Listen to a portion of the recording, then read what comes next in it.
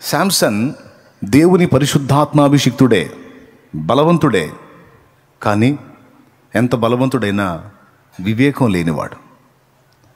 ఒక పాయింట్లో ఇప్పుడు దిలీలా దగ్గరికి వెళ్ళావు, సరే నీకు భార్య మోసం చేసింది, అయిపోయింది, తీసేయి. ఇంకొక దగ్గర ఎవరో వేశ్యతో జీవించావు, సరే ఆమె వేశ్య అనుకున్నావు, తీసేయి. సరే దిలీలా మంచిది అనుకుని ఆమె ఇంట చేరావు. ఇంట చేరినప్పుడు ఆమె తవ్వకాలు జరుపుతుంటే నువ్వు ఎందుకు వివేకాన్ని కోల్పోయావు? బలం ఉండగానే సరికాదు, వివేకం కూడా కావాలి అనేది పరిశుద్ధాత్మ దేవుని మాట. ఏం కావాలి? వివేకం. ఎన్నిసార్లు చెప్పిందండి, నీ గొప్ప బలం ఎందులో ఉంది అని అడిగింది. నీ గొప్ప బలం ఎందులో ఉందని అడిగితే ఏనేం చేశాడు? ఎందుకు నీకు అని అడగాలి. కాదులే తెలుసుకుందామని అందనుకో, నా బలరహస్యం నీకు అవసరమా, నేను అవసరమా? ఇప్పుడు నా పర్సనల్ అది నీకు చెప్పేది కాదు. కాబట్టి ఆ పాయింట్ని ఇంకోసారి నువ్వు అడగొద్దు. అడిగితే అసలు రాను ఇక్కడికి అంటే గొడవ వదిలిపోను. నీ బలరహస్యం దేనిలో ఉంది అంటే కొద్దిగా వివేచించినట్లయితే నా ఆయువు పట్టు మీద దెబ్బ కొట్టాలనే ఆలోచన ఈమె కలిగి ఉంది. ఇది ఈమెకు పుట్టిందా, లేకపోతే నా శత్రువులు ఏమన్నా ఈమెని వాడుతున్నారా? గుర్తుపెట్టుకోండి, కొన్నిసార్లు మన ఇంట్లో మన కుటుంబ సభ్యుల్ని సైతాను వాడతాడు, మన ఇరుగు పొరుగులను వాడతాడు, మన సమీపస్తులు అనుకున్న వాళ్ళని వాడతాడు, మనల్ని పాడు చేయటానికి, రెచ్చగొట్టడానికి, తప్పుడు పనులు చేయటానికి, దరిద్రగొట్టు జీవితంలో దిగజారటానికి. మనం ఎంతో నమ్మిన వాళ్ళని వాడుకొని వాడు దెబ్బ కొడతాడు. బలహీనులను వాడుకొని బలవంతులను నాశనం చేసే కుట్రదారుడు సైతాను. ఇది కూడా కాపీయే, దేవుని చూసి కాపీయే. బలహీనులను వాడుకొని దేవుడు బలమైన కార్యాలు చేస్తాడు కదా. బలహీనులను వాడుకొని దేవుడు బలమైన కార్యాలు చేస్తాడు కదా. ఆయన చూసి వీడు కాపీ అన్నమాట. బలహీనులను వాడుకొని బలవంతులను దెబ్బ కొడతాడు వాడు. ఎన్నడూ లేనిది ఈ అమ్మాయి కొత్త ప్రశ్న అడుగుతుంది. ఇన్ని రోజులు అడగల, రెగ్యులర్గా వస్తున్నా వెళ్తున్నా, ఇన్ని రోజులు అడగల, ఇప్పుడు అడిగింది. అసలు ఏమై ఉంటుంది? ఎందుకు అడుగుతుంది? తనకు కలిగిందా, లేకపోతే ఎవరి ప్రేరణ కన్నా లొంగుతుందా? జస్ట్ చిన్న వివేచన చేసినట్టయితే దిలీలాని దగ్గర కూర్చోబెట్టుకొని, ఆయన తోడ మీద ఈయన పండుకోవటం కాదు, అవసరమైతే ఆయన కౌగిట్లోకి ఆయన దగ్గరికి తీసుకొని, దిలీలా భయపడకు, ఇంతవరకు నువ్వు అడగని మాట అడిగావు, ఇంతవరకు నీ నుండి వినని ప్రశ్న నేను విన్నాను. నా బలరహస్యంతో నీకెందుకు? అసలు దాంతో నీకు అవసరం లేదు కదా. ఈ ప్రశ్న నీది కాదు కదా.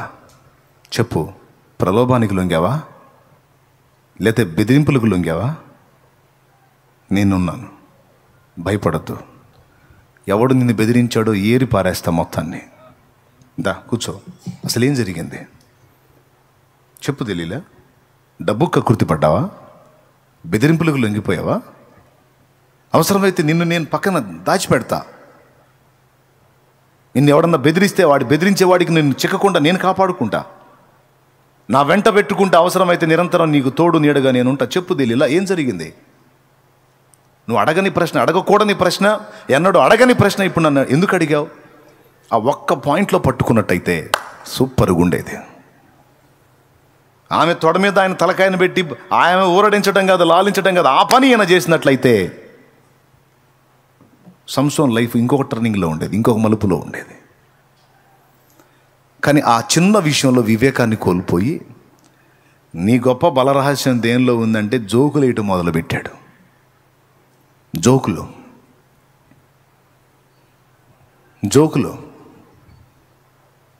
నాకు ఇట్లా చేస్తే నా బలం తగ్గిపోయింది, నాకు ఇట్లా చేస్తే. రెండు అడిగిందామా? ఏమడిగిందండి? రెండు అడిగింది. మొదటిది ఏమడిగింది? నీ గొప్ప బలం దేనిలో ఉంది. రెండోది ఏమడిగిందంటే ఏం చేస్తే నువ్వు బలహీనుడు అవుతావు. అడగకూడదు కదా. కొన్నిసార్లు కొన్ని పర్సనల్స్ ఉంటాయి. సామెతల గ్రంథంలో ఉంది ఆ మాట. కొన్ని సంగతులు కొంతమంది ముందు నువ్వు మాట్లాడుకుని ఉంటేనే మంచిదంటాడు. వినాలి. మరి ముఖ్యంగా కొన్ని మరీ కీలకమైన విషయాలు, నీ కౌగిటనున్న భార్య యొద్ద కూడా నువ్వు జారొద్దంటాడు. నీ కౌగిటనున్న భార్య యొద్ద నీ పెదవుల ద్వారబంధమునకు కాపు పెట్టుము అన్నాడు. స్తోత్రం. కొంతమంది అన్నీ చెప్పుకుంటుంటారు, తర్వాత తిట్లు తింటుంటారు, రోడ్డు పాలు అవుతుంటారు. ఉదాహరణ ఆగదు. అమ్మాయి నేను ఇంత పోటుగాడిని, నేను అప్పుడు ఇట్ట చేశా, అప్పుడు అట్ట చేశాను, మొత్తం పట్టిస్తాడు. అన్నీ రాసుకుంటుంది, మైండ్లో పెట్టుకుంటుంది. పెట్టుకొని సమయం వచ్చినప్పుడు నువ్వే చెప్పావుగా, నీ బతుకంతా నువ్వే చెప్పావుగా, నువ్వు ఎక్కడెక్కడ ఏం చేసావు నువ్వే చెప్పావుగా, చెప్పమంటావా? ఓ ఏంది నువ్వు చెప్పురా, నీ బతుకంతా తెలుసురో నాకు అంటుంది. పాయా. ఉదాహరణ ఆగదు. ఒక్కొక్కడికి ఏం తపన మొత్తం చెబుతుంటాడు. చెబుతున్నాను, చెప్తే మొత్తం జుట్టు పట్టించినట్టే. కొద్దిగా వివేకం కలిగి నడుచుకోవాలని సామెతల్లో సొలొమోను చెప్పాడు. దెబ్బతిన్నట్టున్నాడు బిడ్డ. దేవునికి స్తోత్రం కలుగును కాక. మరి ఏం ఒకళ్ళ 1000 మందితో అనుభవం కదూ. అందుకని ఎక్కువ మాట్లాడొద్దు నాన్న, ముఖ్యంగా భార్య దగ్గర పోయి జాగ్రత్తగా ఉండని చెప్పాడు. నా చిన్నతనంలో మా నాన్న ఒక కథ చెప్పాడు. ఒక కథ పురుషుడి అవివేకం గురించి ఒక కథ చెప్పాడు. కథ అని ముందే చెప్పా, మళ్ళీ మీరు తర్వాత ఆవేశపడితే ఊరుకోను. కొంతమంది ఉంటారు, అటు జరిగిద్దా అంటారు. చెబుతా వినండి. వివేకం, దాని యొక్క విలువ. ఓ రోజు ఓ మనుషుడు అడవిలో పశువులను మేపటానికి పోయాడంట. ఓ యవనస్తుడు పశువులను మేపటానికి పోతే అక్కడ అతనికి ఒక భక్తి సాధకుడు, ఒక దేవదూత లాంటివాడు కూడా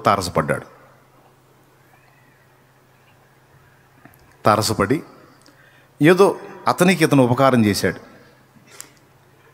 ఆ ఉపకారానికి ప్రతిగా అతను, నీకేదన్నా నిన్ను ఉపకారం చేయాలి, నాకు ఫలానా విద్య తెలుసు, అది ఆ శక్తి నీకు వచ్చేటట్టు నేను నిన్ను దీవిస్తాను అన్నాడు.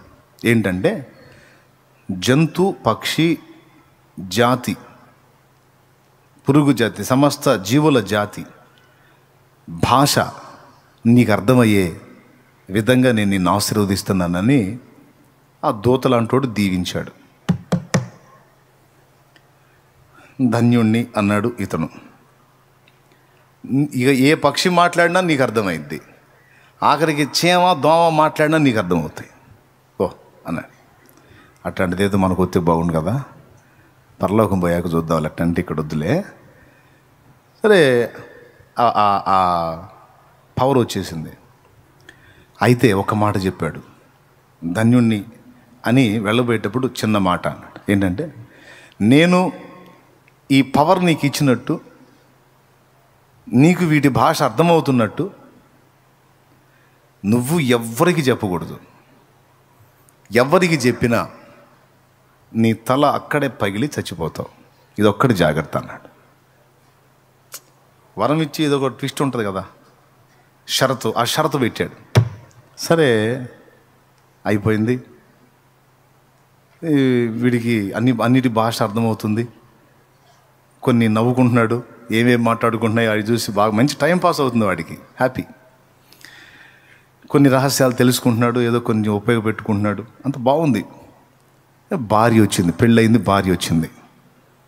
మంచిగా కాపురం, క్రొత్త కాపురం స్టార్ట్ అయింది సంతోషంగా, అలాజాలంగా. ఓ రోజు వాడు పందిరి మంచం మీద కూర్చున్నాడు. ఎవరు? భర్త.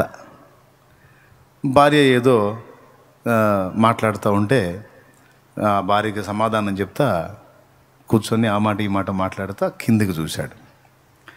కిందికి చూస్తే చీమల బారు వరసగా పోతుంది. చీమల బారు వరసగా వెళ్తూ ఉంది. ఈ చీమలు ఇంత కోలాహలంగా వెళ్తున్నాయి, అసలు ఏంది వీటి భాష, ఏం మాట్లాడుకుంటున్నాయని కొంచెం అటు చెవి పరికించాడు. చెవి పెడితే అది చీమల పెళ్లి హడావుడి. చీమలకి మ్యారేజ్ కార్యక్రమం జరుగుతుంది. ఆ పెళ్లి కార్యక్రమానికి చీమలన్నీ కలిసి వెళ్తున్నాయి అన్నమాట. ఆ పెళ్లికి పోయే వాళ్ళ జనాలు కోలాహల మాటలు ఉంటాయే, అక్కడ ఆ సంభాషణ జరుగుతుంది. ఈ సంభాషణలో చీమకి ఎన్ని కాళ్ళు ఉంటాయి? 4 కాళ్ళు ఉంటాయి అనుకోండి. ఒక చీమ 3 కాళ్ళే ఉంది, దానికి 4 కాళ్ళు ఉన్న చీమలన్నిటినీ 3 కాళ్ళ చీమ మహాహడావుడి చేస్తుంది. ఇదే బలహీనరాలుగా అడుగులు అడుగేసుకుంటూ నడుస్తా బాగా నడిచే వాటన్నిటిని ఎగతాళి చేస్తుంది, హడావుడి చేస్తుంది. టైం అవుతుంటే పారేంటి తొందరగా, ఏంటి నడకలేంటి, మీ వ్యవహారం ఏంటని ఇంతసేటు గొడవ చేస్తుందని ఈ నడక చూస్తే 3 కాళ్ళే ఉన్నాయి, 1 కాలు లేదు. వాడికి ముచ్చటేసి పక్కున నవ్వాడు. అరే అని నవ్వాడు. భార్య పట్టుకుంది. ఏంటండి ఎందుకు నవ్వారు అంది. చీమల వ్యవహారం వీడు చెప్పకూడదుగా, అక్కడ జరిగే తంతెందు వీడికి చెప్పకూడదుగా, వీడికి అర్థమైంది నాకు తెలియదు. ఆమె ఏమనుకుంటుంది, నా విషయంలో ఏదో ఎగతాళి చేశాడు, నా సంగతిలో ఏదో నవ్వాడు. ఇక ఆడవాళ్ళు వదిలిపెట్టరుగా, ఏంది ఎందుకు నవ్వావు అంటారు. ఏం లేదమ్మా వేరే విషయం ఏంటంటే, వేరే విషయం ఏంది ఆ విషయం అంటారు. వేరే విషయం లేమంటే ఏంది ఆ విషయం, వేరే విషయం ఏంది అని నీకు సంబంధించింది కాలేమ్మా వేరే సంగతి అంటే నా దగ్గర కూడా దాచిపెడతావా నువ్వు, నన్ను అడుగుతావు అన్నీ, అదేంది ఇదేంది అన్నీ అడుగుతావు, నా దగ్గర అన్నీ తీసుకుంటావు, మరి నువ్వు చెప్పవా అని ముఖం అటు తిప్పు. నీకు ఆడవాళ్ళు తిప్పితే ముఖం మాడిస్తే ఆపుతారు, ఇక ప్రాణం తీస్తారుగా. మరి అర్థం చేసుకో, ఇది నీ వ్యవహారం కానే కాదు, ఈ రిలాక్స్గా ఉండండి. మరి ఏ వ్యవహారమో చెప్పు అంటది. అని చెప్పేది కాదమ్మంటే నాకు చెప్పేది కాకూడని రహస్యం కూడా ఉందన్నమాట. నువ్వే నా ప్రాణం అనుకున్నా, నువ్వే నా సర్వస్వం అనుకున్నా, నువ్వు అన్ని విషయాల్లో నాతో ఓపెన్గా ఉంటావు అనుకున్నా, నువ్వు నన్ను మోసం చేశావు అంటే నాకు తెలియకూడని రహస్యాలు కూడా ఉన్నాయన్నమాట నీకు అంది. ఇక వీడు తల కొట్టుకుంటాడు. మరి నీకు చెప్పేది అర్థం కాదు, ఇది వేరే విషయం ఏం కాదు, ఇది నా పర్సనల్ అన్నాడు. నాకు తెలియని పర్సనల్ ఏది ఉండటానికి వీళ్ళు లేదు, తేలాల్సిందని కూర్చుంది. ఇక పెరిగిపోతుంది వివాదం. ఏం చేయాలా, ఈ పిచ్చిది మీదిరా ఇటు పట్టుకుంది. చివరికి అన్నాడు, అమ్మాయి నా ప్రాణం మీదకి వచ్చింది నేను చెప్పకూడదు అన్నాడు. వామ్మో, ప్రాణం మీదకి వచ్చేంత విషయమా, అట్టయితే తేలాల్సిందే అంది. ఇంకా గట్టిగా పట్టుకుంటాడు. పిచ్చిదన్నది చెబితే చస్తానే నేను అన్నాడు. వామ్మో అంత పెద్దదా, అట్లయితే తేలాల్సిందని ఇంకా గట్టిగా పట్టుకుంది. ఏం చేయాలి? సరే జాలి పడిద్దని, అమ్మాయి సరే ఇంత మొండిగా పట్టుబడుతున్నావు, చచ్చిపోతున్నా చెప్తే నేను, అయినా చెప్పమంటున్నావు, చచ్చినా పర్వాలేదు చెప్పమంటున్నావు, మనస్ఫూర్తిగానే అంటున్నావు అంటే మనస్ఫూర్తిగానే అంటున్నావు చెప్పు. సరే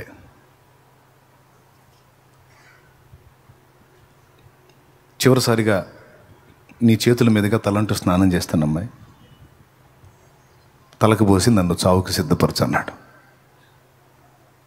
ఏం పర్లా, కుంకుడికాయలు కొట్టింది, చక్కగా మొత్తం రెడీ చేసి పడేసింది, నీళ్లు వేడివేడి నీళ్ళు తోడి పెట్టింది. ఇక నాకు చెప్పు సావు అని. వాడు కూర్చున్నాడు, తలకు పోసింది, అంతా అయిపోయింది, వాడి వీపు రుద్దింది, చివరి సావుకి రెడీ చేస్తుంది. ఇక వాడిని కనీసం ఆ మాట అంటే నన్న హృదయం కదిలి నువ్వు సావద్దు పాడొద్దులే ఎందుకులే అంత అవసరం లేదని ఎక్కడ సర్దుకుంటుందేమని పాప వాడు ఆశపడి ఆ మాట చెబితే, నువ్వు సస్తానంటే సావుకు రెడీ చేస్తా. సరే అయిపోయింది, తలంటి స్నానం చేసి చివరిసారిగా నీ చేతులతో అంత అన్నం కడుపు నిండా తింటానమ్మాయి అన్నాడు. ఫలానా పదార్థం నాకు వండి పెట్టి తింటాను, చస్తాను కాబట్టి అంటే అక్కడన్నా హృదయం కదిలిద్దాం. లేదు అడిగినన్ని చేసింది, శుభ్రంగా దగ్గరుండి వడ్డించింది, మొత్తం తిను చెప్పు సావు. బాధ కలుగుతుంది, ఏడుపు వస్తుంది వాడికి. ఇంత దారుణమా, ఇంత కాఠిన్యమా, ఇంత మొండితనమా. మీరు కాదు కానండి, కొంతమంది ఉంటారండి ఇట్టంటి వాళ్ళు, ఆడవాళ్ళు కొంతమంది ఉంటారు పాపం, వాడి దినం పిండం మొత్తం చేస్తారు వీళ్ళే. మీరు కాదు, మళ్ళీ నా మీద ఏమైనా అనుకునేరు మీరు. కొంతమంది ఉంటారు అట్ట మొండోళ్ళు, సాగు చేసిందాక వదిలిపెట్టరు. సరే అన్నం తిన్నాడు. చచ్చిపోతానమ్మా, నీకు చింత లేదన్నాడు. ఏం లేదు నాకు, అది ఎందుకు నావేవో చెప్పు సావు. నువ్వు నా భార్యవే, నీ భర్తనే, నేను పోతే నీ గతి ఏం పర్వాలా, అడుక్కోనైనా బతుకుతా, నువ్వు నాకు చెప్పాలా. సరే అమ్మాయి కట్టెలు పేర్చు, ఇక మళ్ళీ నాకు వాళ్ళని వీళ్ళని పిలుచుకొని ఇబ్బంది లేకుండా. మరి నాకు నువ్వు, నీకు నేను ఇద్దరమే కదా, కట్టెలు పేర్చు, కట్టెల మీద బొబ్బుంటాను, నేను చెప్పగానే చచ్చిపోతాను, ఒక్కసారి ఇక నిప్పు పెట్టేయచ్చు నువ్వు అన్నాడు. నీట్గా పేర్చింది కట్టెలు. అక్కడన్నా ఆలోచించిద్దేమని ఇవన్నీ చెబుతున్నాడు వీడు. ఏం పర్లా, నువ్వు సావటానికి నేను అన్ని విధాలా సిద్ధం చేస్తా అని కట్టెలన్నీ పేర్చింది. చివరికి కట్టెల మీద పండుకున్నాడు. కన్నీళ్ళు వచ్చేస్తున్నాయి, ఏడుస్తున్నాడు. ఏం కఠినం, కనికరం లేదు. చెప్పాలి, ఇంక చెప్పే, ఇంకేం కట్టెల మీద కూడా బొబ్బున్నావు, ఇంక చెప్పు. నేను చస్తానే అన్నాడు. ఏం పర్లా, చచ్చినా ఇబ్బంది ఏం లేదు, నాకేం ఇబ్బంది లేదు, చెప్పు.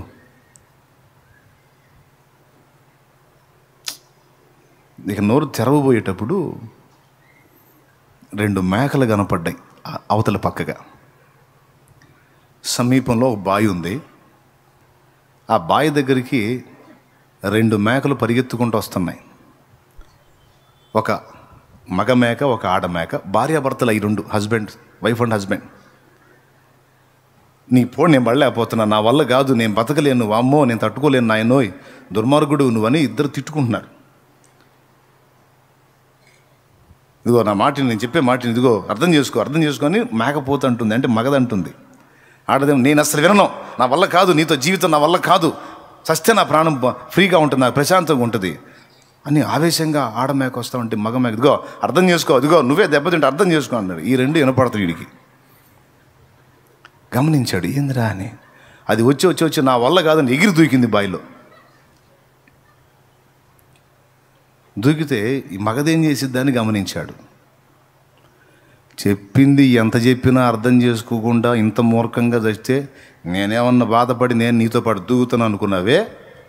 మగదంటుంది, నువ్వు కాకపోతే నీ తాత ఇంకొకటి బా అని వెనక్కి తిరిగింది.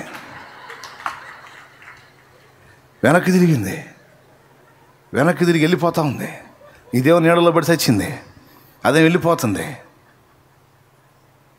ఇక వీడు చెప్పలా, లేచి ట్రా అన్నాడు. దగ్గరికి వచ్చింది, కొడితే గిర్రం తిరిగింది కాసేపు.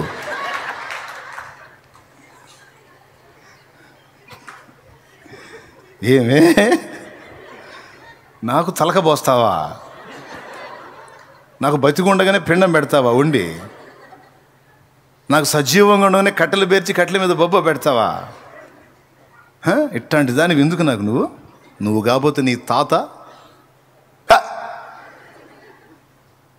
దేవునికి స్తోత్రం కలుగునుగా. మనుషుల్లో చాలామంది ఇట్లా ఆలోచిస్తే ఎంత బాగుండు.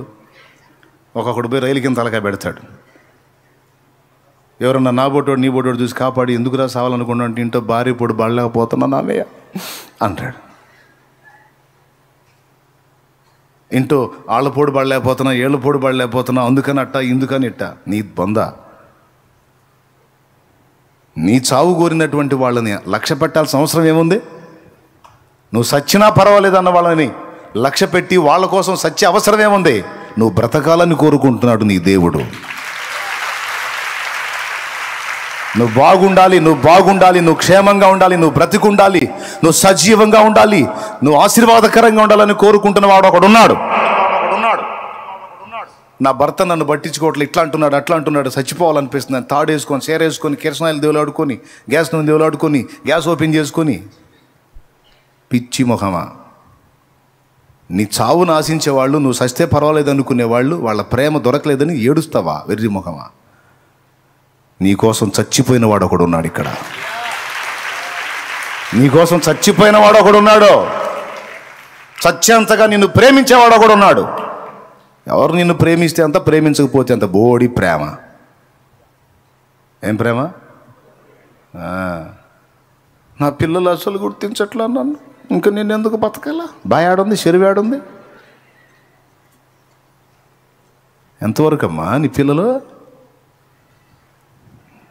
పిల్లలు లేరు, జల్లలు లేరు. యేసయ్య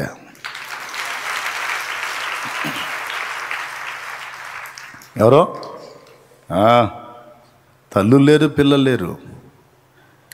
నా వారు ఎవరున్నా నీ తోడు సరిరారు, నా వారు ఎవరున్నా నీ తోడు సరిరారు. చేసి ఉన్న పాసలను చిత్రముగా మరచేరు, చేసి ఉన్న పాసలను చిత్రముగా మరచేరు. ఈ లోక బంధాలన్నీ తెగిపోను ఒకనాడు, ఈ లోక బంధాలన్నీ తెగిపోను ఒకనాడు.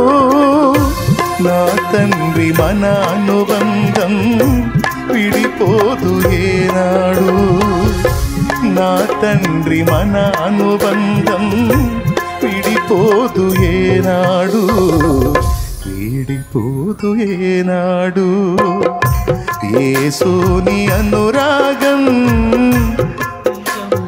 మమకారం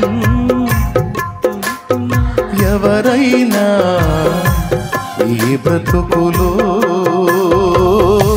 దొరుకునా ఎందైనా ఈ జగతిలో.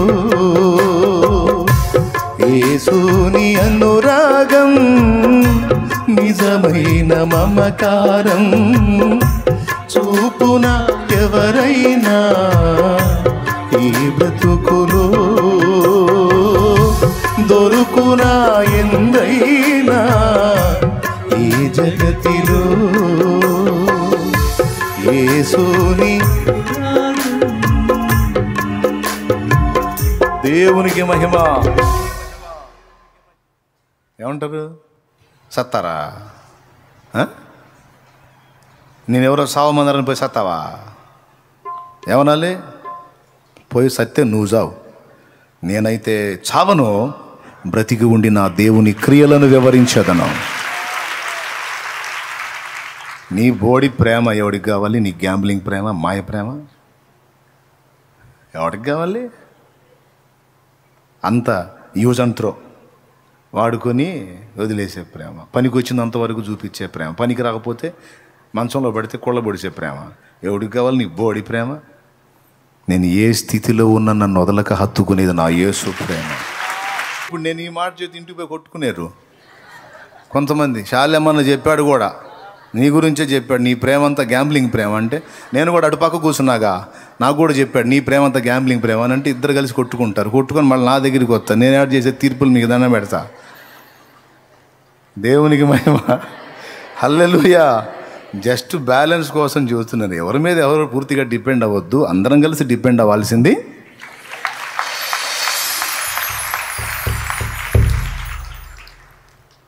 చక్కగా దలీలాని దగ్గర తీసుకొని కొంచెం వివేకం కలిగి అడుగులు వేస్తే ఎంత బాగుండేది.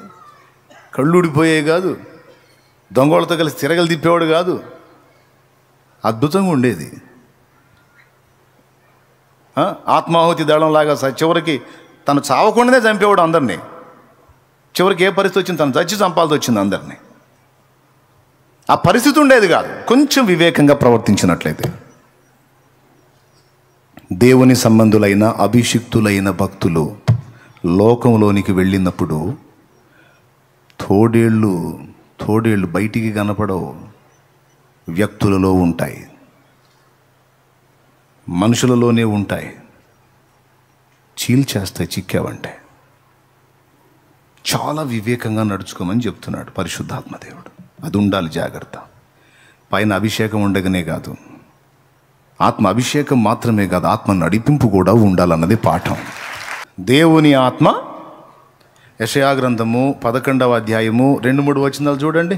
యెహోవా ఆత్మ, అద్దుగో యెహోవా ఆత్మ జ్ఞాన వివేకములకు ఆధారమగు ఆత్మ. అద్దుగదుగో ఇక్కడ నాకెళ్ళి చూడండి.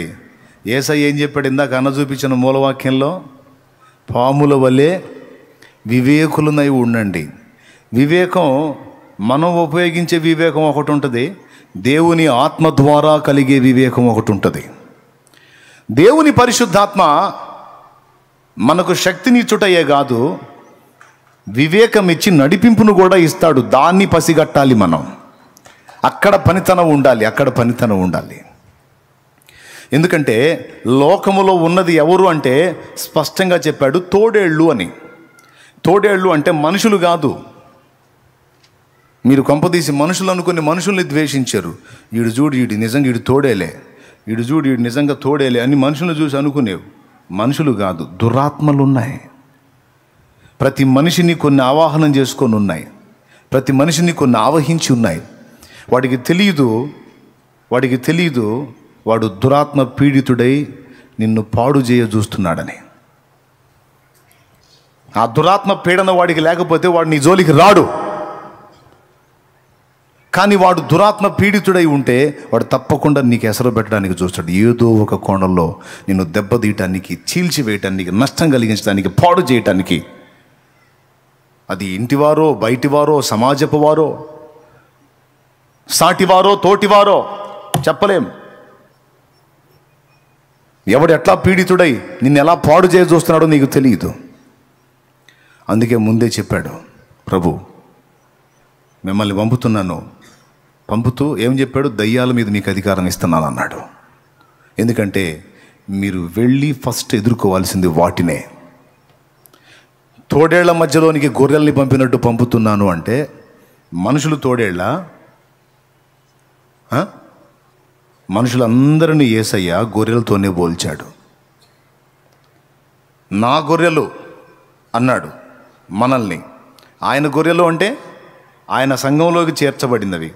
సంఘంలోకి చేర్చబడని గొర్రెలు కూడా ఉన్నాయి. ఫర్ ఎగ్జాంపుల్, ఇప్పుడు మనం గొర్రెలము, లోకంలో ఉన్న మనుషులంతా తోడేళ్ళు అనుకుందామా? అట్టయితే మనం కూడా గతంలో తోడేళ్ళు అని చెప్పుకోవాల్సి వచ్చింది. ఎందుకంటే ఒకప్పుడు మనం అన్యుల్లాగుండి ఇప్పుడు మనం క్రైస్తవులం అయ్యాం కదా.